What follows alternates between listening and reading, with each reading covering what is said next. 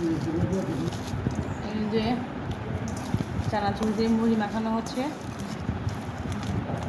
সাথে টমেটো, কাঁচামরিচ, পেঁয়াজ, আদা, লবণ দিয়ে ভালো করে মিক্স করা হচ্ছে এবং সরিষার তেল দেওয়া হবে।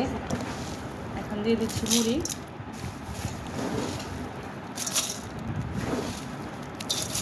মুড়ি দিয়ে ভালো করে মিক্স করা হবে।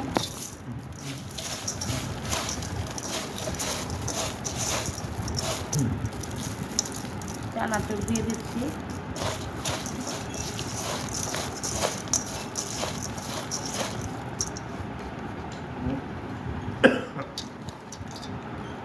দেখি খেয়ে টেস্ট করে কেমন লাগে। বিসমিল্লাহ। অনেক মজা। ঝাল হয়েছে বেশি, ঝাল খেতেই পারি না। আজকের জন্য এটুকুই। আল্লাহ হাফেজ।